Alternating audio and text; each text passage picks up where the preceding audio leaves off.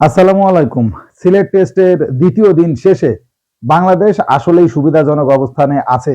প্রথম দিনটা ছিল সম্পূর্ণরূপে জিম্বাবুয়ের পক্ষে, আজকের দিনটা সম্পূর্ণরূপে বাংলাদেশের পক্ষে। দুর্দান্ত বোলিং পারফরমেন্স করেছে আসলে বাংলাদেশ। এক কথায় অসাধারণ। কালকে যেমন বলেছিলাম বিচ্ছিরি বাজে ব্যাটিংটা করেছে বাংলাদেশ, আজকে ঠিক তার উল্টোটাই করেছে বাংলাদেশ। দুর্দান্ত অসাধারণ বোলিং নৈপুণ্য করেছে বাংলাদেশ এবং পরবর্তীতে যখন সেকেন্ড ইনিংসে ব্যাটিংটা আসে বাংলাদেশ গোধূলি লগ্নে, বাংলাদেশ আসলেই দুর্দান্ত খেলেছে। সব মিলিয়ে আসলে সুপার একটা দিন গেছে বাংলাদেশের এবং এই টেস্ট ম্যাচটা মনে হচ্ছিল যে জিম্বাবুয়ের দিকে ভিড়ে যাচ্ছে, সেই জায়গা থেকে বাংলাদেশ দল ছুরিটা এখন ঘোরাচ্ছে।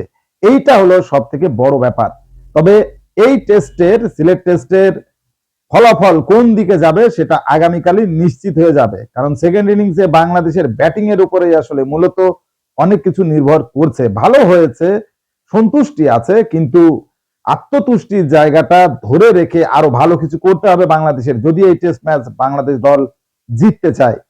গতকাল আসলে প্রথম ইনিংসে বাংলাদেশ দল যখন 191-তে অল আউট হয়ে যায়, এরপর জিম্বাবুয়ে ব্যাট করতে নামে একটা উইকেটও পড়েনি। জিম্বাবুয়ের 14টা ওভার জিম্বাবুয়ে খেলেছে, যেখানে 67 রান তারা দুই ওপেনিং ব্যাটসম্যান মিলে করেছে, কিন্তু আজকে মাত্র 2 রান তুলতে পেরেছে। 2 রান তুলেই নাহিদ রানার প্রথম শিকার এবং ডেবু উইকেট। নাহিদ রানার তার কাছ থেকে আসলে অনেক কিছু প্রত্যাশা ছিল, সেই প্রত্যাশা মাফিক প্রথম উইকেটটা কিন্তু নাহিদ রানাই তুলে নেন এবং বেন্নেট 57 রানে আউট হওয়ার পরেই কিন্তু একের পর এক উইকেট পড়তে শুরু করে। যদি আমরা দেখি 69-এ প্রথম উইকেট, 88 রানের ভেতরে আসলে তাদের 3 উইকেট পড়ে যায়।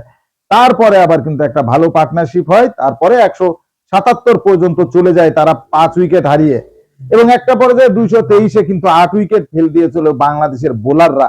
সেই জায়গা থেকে লাগামটা ধরতে পারেনি শান্ত বাহিনী। লাগামটা যদি ধরতে পারতো, 223 8 উইকেটে সেখান থেকে 250 রানের ভেতরে বা 240-এর ভেতরে যদি অল আউট করা যেত জিম্বাবুয়েকে, তাহলে আরো একটা সুবিধাজনক অবস্থানে বাংলাদেশ থাকতো। হয়তো আজকে বাংলাদেশ দল এখনো যে 25 রানে ট্রায়াল আছে, অর্থাৎ 25 রানে যে পিছিয়ে আছে, সেই পিছিয়ে থাকার জায়গাটা বাংলাদেশের থাকা লাগতো না।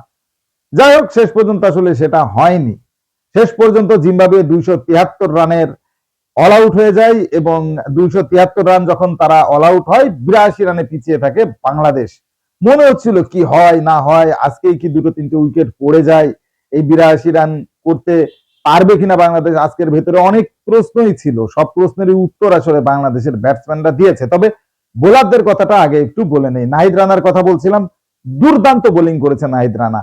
তার কাছ থেকে আসলে যেমনটা প্রত্যাশিত ছিল, যদিও টেস্ট ম্যাচে 4-এর উপরে রান রেট সেটা একটা ক্রাইম, সেটা আসলে ভালো বলা যায় না। তারপর আমি বলবো অ্যাটাকিং বোলিংটা নাহিদ রানা করেছে, যেমন বাউন্স, সুইং, সব দিক মিলায়ে, গতি, সব দিক মিলিয়ে আসলে নাহিদ রানা খারাপ করেনি। 18 ওভারে 74 রান দিয়ে সে কিন্তু 3 উইকেট নিয়েছে। তবে মূল যে কারিগর, সেই কারিগর কিন্তু হওয়ার কথা ছিল তাইজুলের। একটা উইকেটও তাইজুল আসলে পায়নি। যে ক্রিজে আসলে মেহেদী মিরাজ 5-5টা উইকেট পেল, অর্থাৎ 5 তুলে নিল মেহেদী মিরাজ, সেই ক্রিজে উইকেট শূন্য থাকা তাইজুলকে খুবই বেমানান লাগছিল, আসলেই বেমানান লাগছিল। এবং 5-এর উপরে রান দিয়েছে তাইজুল, সেটা আরো বেমানান। একটা টেস্ট ক্রিকেটে 5-এর উপরে রান দেয়া আসলে কোনোভাবে উচিত হয়নি। এবং যেখানে স্পিনাররা ভালো টার্ন পাচ্ছে, স্পিনাররা ভালোভাবে উইকেটটা নিচ্ছে, আমরা যদি মেহেদী মিরাজের বোলিং ফিগারটা দেখি, 20.2 ওভারে 52 রান দিয়ে, মাত্র 52 রান দিয়ে সে কিন্তু 5টা উইকেট তুলে নিয়েছে এবং জিম্বাবুয়ের ব্যাটসম্যানরা কোনো অ্যান্সারই খুঁজে পায়নি মেহেদী মিরাজের বোলিং এর। মেহেদী মিরাজের বোলিং এর উপর ভর করেই কিন্তু আসলে বাংলাদেশ দল 273 রানে অল আউট করতে পেরেছে জিম্বাবুয়ের ব্যাটারদের। মেহেদির উপরে খুব রাগ হচ্ছিল যে ব্যাটিংটা কি যাচ্ছে তাই করেছে মেহেদি। একটা গুরুত্বপূর্ণ সময়ে মাত্র 1 রানে মেহেদী মিরাজ আউট হয়ে যায়। তো সেখান থেকে রাগটার জন্ম, কিন্তু আসলে ওই যে মেহেদী মিরাজ যে অলরাউন্ডার, নেক্সট সাকিব আল হাসান হবার যোগ্যতা কিন্তু ওই একজন প্লেয়ারেরই আছে, সে হলো মেহেদী মিরাজ। যেমন যখন ব্যাটিংটা করেন ব্যাটিং, বোলিংটা যখন করেন বোলিং, দুইটা যখন কম্বাইন্ড হয়ে যাবে তখন আর তাকে পাইকে। র্যাঙ্কিং এও কিন্তু উপরের দিকে উঠছে মেহেদী মিরাজ। অসাধারণ বোলিং করেছে মেহেদী মিরাজ, আজকে 5 নিয়েছে এবং বাংলাদেশ দলকে চরম লজ্জার হাত থেকে আসলে বাঁচিয়েছে। যেটা বলছিলাম, 82 রানে পিছিয়ে থেকে বাংলাদেশ দল যখন শেষ বিকালে ব্যাটিংটা করতে নামে, সাদমান একটা 4 মেরেই সে আউট হয়ে যায়। দায়িত্ব জ্ঞানহীন ব্যাটিং করেছে সাদমান। দুই ইনিংস মিলিয়ে আসলে ভালো কিছু করতে পারলো না সে। তার কাছ থেকে প্রত্যাশাটা অনেক বেশি ছিল, প্রত্যাশার কিছুই সে পূরণ করতে পারলো না।